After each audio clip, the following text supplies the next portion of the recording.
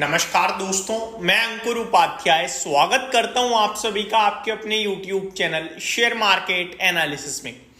दोस्तों यहां पे आप सभी के साथ बात करने वाला हूं इस वीक जो ये हफ्ता निकला है मंडे टू फ्राइडे, इसमें सबसे ज्यादा अगर कोई नेगेटिव साइड पे एक्शन में रहा बड़ा स्टॉक जो इन्वेस्टर्स के पास है, क्वालिटी बहुत अच्छी है, वो था टाटा मोटर्स। टाटा मोटर्स का शेयर इनफैक्ट एक दिन तो क्रैश भी हुआ 6% के समथिंग। हालांकि मैं continue time to time basis पे आपके साथ अपडेट शेयर करता रहता हूं, लेकिन यहाँ पे वीकेंड है तो एक बार रिमाइंड कराते हैं सब कुछ। दोस्तों हमेशा ना आप कभी भी कोई इन्वेस्टमेंट पे एक्शन लेने जा रहे हो तो ओपन मार्केट में मतलब एट द टाइम कभी भी उसे एग्जीक्यूट मत करो। पहले जब बाजार बंद हो अच्छी तरीके से सारे पॉइंट्स को सोचो, समझो, परखो और फिर एग्जीक्यूशन के लिए अगर तैयार हो तो नेक्स्ट डे एग्जीक्यूट कर दो।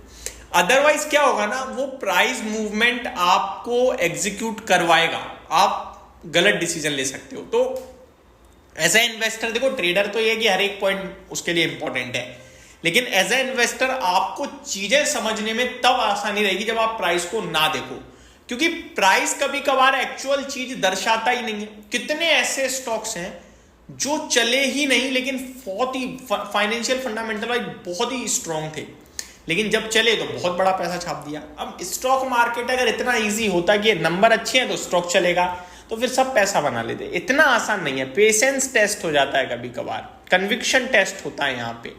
यहाँ पे बहुत कुछ होता है। अब टाटा मोटर्स की बात करते हैं। टाटा मोटर्स में क्या क्या नेगेटिव हुआ पहले वो समझते हैं। देखो, कंपनी की प्रोडक्ट पोर्टफोलियो वाइज तो कोई दिक्कत है नहीं, लेकिन इस समय पूरे ऑटो इंडस्ट्री में एक दिक्कत है जहां पे टाटा मोटर्स लीड कर रहा है। दिक्कत को आप ये कह सकते हो। दिक्कत क्या है? दिक्कत है इन्वेंट्रीज की, यानी कि मार्केट में डीलर्स के पास गाड़ियां खड़ी हैं और बिक नहीं रही हैं। जिसमें आप एक नए साल में एंटर करने जा रहे हो, अब नई साल पे नया मॉडल आ जाता है, अब नया मॉडल बिकेगा या पुराना, तो वो जो इन्वेंट्री पड़ी है उसे बेचना अपने आप में एक सरदर्दी बन गया है। अब कैसे बेची जाए? तो डीलर्स तो पूरी कोशिश करते ही हैं, कंपनी ने भी सपोर्ट दिया है डिस्काउंट देकर।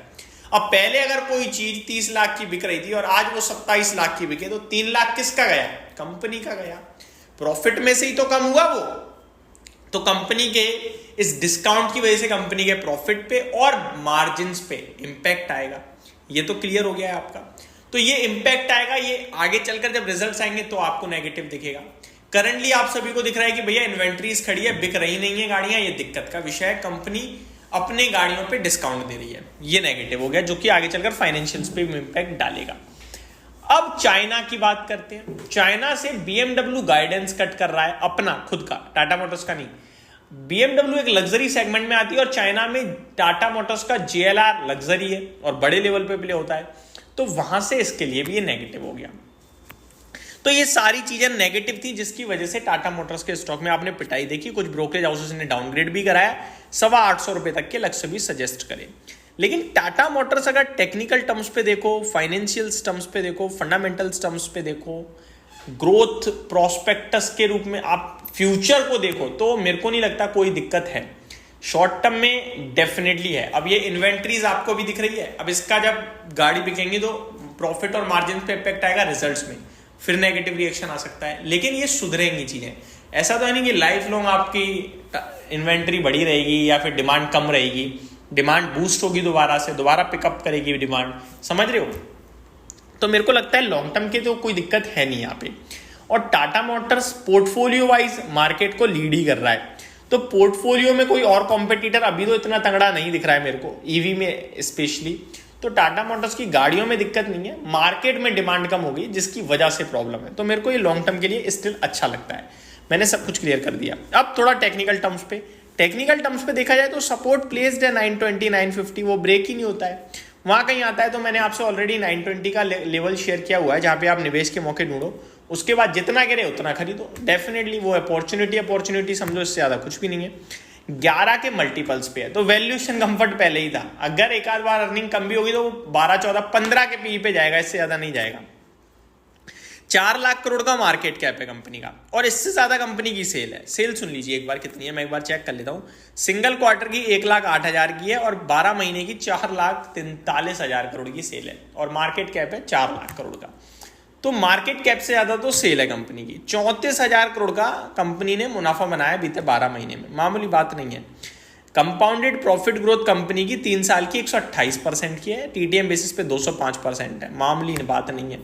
बहुत हैवी ग्रो करी है कंपनी के पास। 84,000 करोड़ के रिजर्व्स हैं। हालांकि बोरोइंग्स भी 1,07,000 करोड़ की हैं, बोरोइंग्स भी कम नहीं है, लेकिन रिजर्व्स भी बहुत दमदार हैं, कोई दिक्कत नहीं है यहाँ। कन्वर्जन कैश साइकिल कंपनी का बहुत अच्छा है, कैश कन्वर्जन साइकिल यानी कि 48 माइनस, यानी कि 48 दिन पहले ही पैसा आ जाता है कंपनी पे माल निकलने से। शेयर होल्डिंग पैटर्न में भी मुझे कोई दिक्कत नहीं दिखती। हालांकि पब्लिक का स्टेक रिसेंटली इसमें काफ़ी बड़ा है, उसमें एक आपको बड़ा नाम मिल जाएगा TML सिक्योरिटीज ट्रस्ट का, यानी Tata Motors limited securities trust he I think ये। रेखा झुनझुनवाला जी के पास पहले 1.29% था, अभी 1.11% है, तो हल्का स्टेक कम हुआ है। तो मेरे को नहीं लगता कोई ऐसा मेजर इशू है। आपका दिल है तो आप नीचे में लीजिएगा, अदरवाइज आप वेट करना चाहते हो वेट कीजिएगा। अगर पोर्टफोलियो में है तो क्या निकल जाए एग्जिट लेने? एग्जिट तो मेरे हिसाब से नहीं, लेकिन अगर आपने मोटा मुनाफा छापा है तो आप चाहो तो थोड़ा बहुत बुक कर सकते हो। ये मेरी तरफ से अपडेट थी। Thank you so much for watching this video. Have a great day guys.